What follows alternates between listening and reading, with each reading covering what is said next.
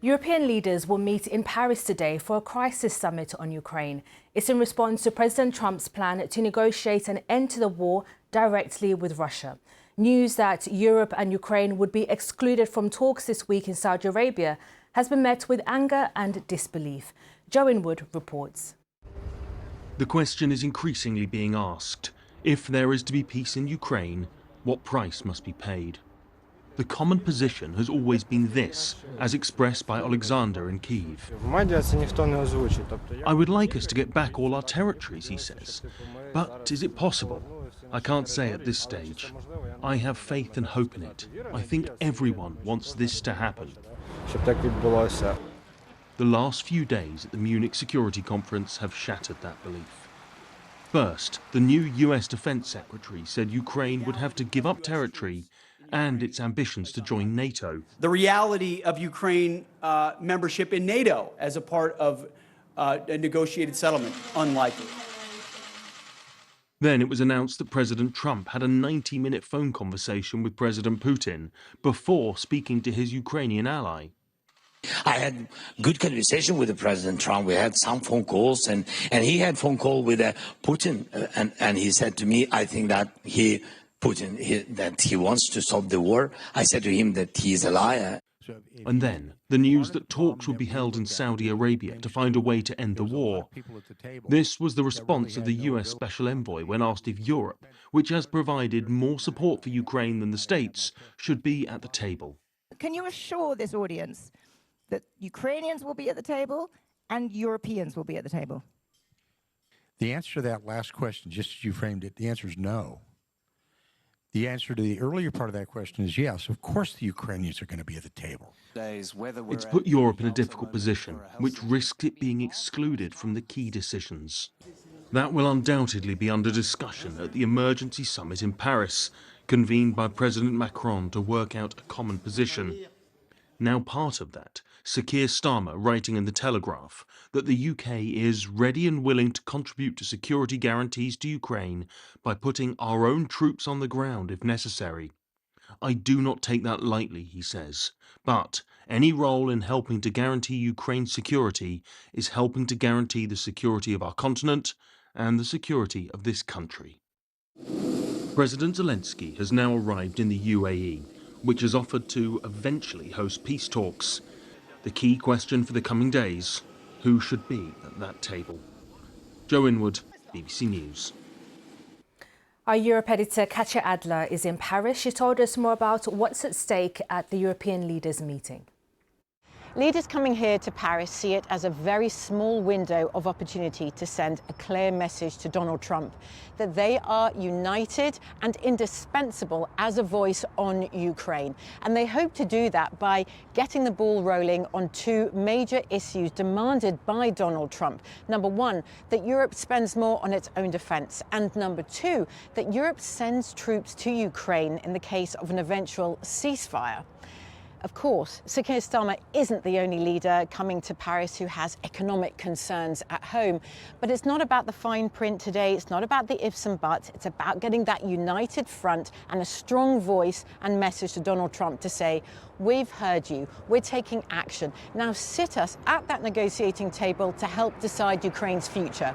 There's no knowing whether Washington will be listening, but the Prime Minister will hope to be that bridge between the US and Europe when he heads to Washington in a few days' time.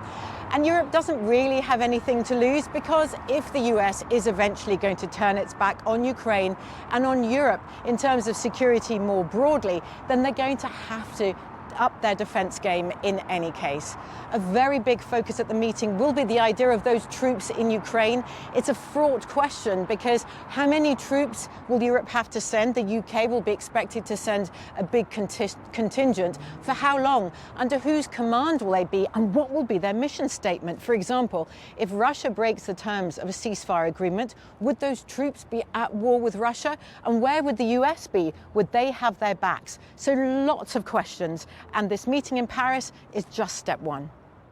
That was our Europe editor, Katja Adler. Meanwhile, Sweden's foreign minister says his country has not ruled out sending peacekeepers to Ukraine as part of a peace settlement. His comments followed a similar statement from Sir Keir Starmer, who said he's ready and willing to put British troops on the ground in Ukraine if an agreement is reached. Here's our political correspondent, Harry Farley.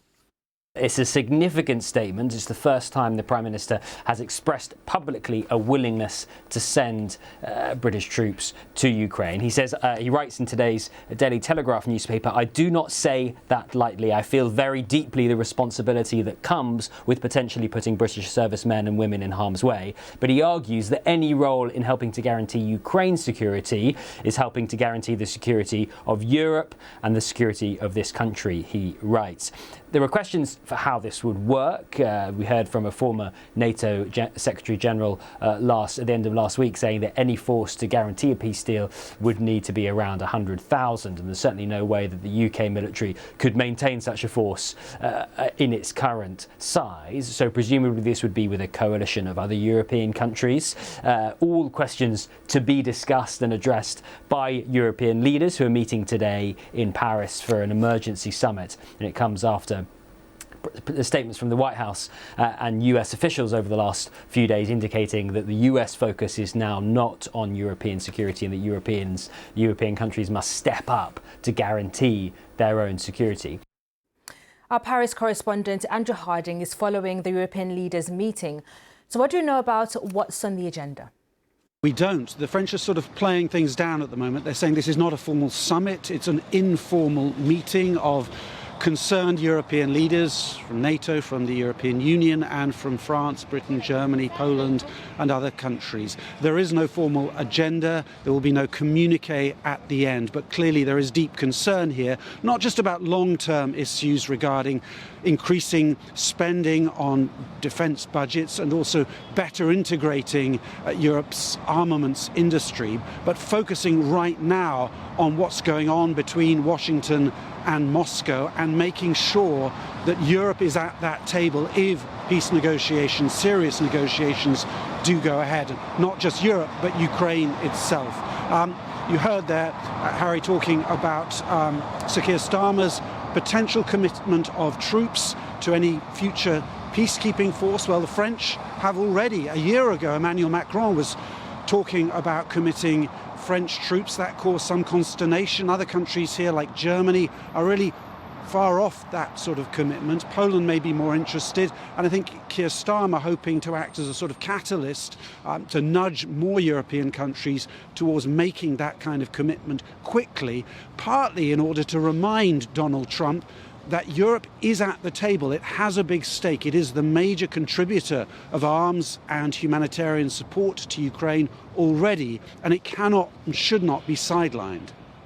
This is an informal gathering, Andrew, but do you get the sense that European countries have been caught off guard by the US's moves in recent days?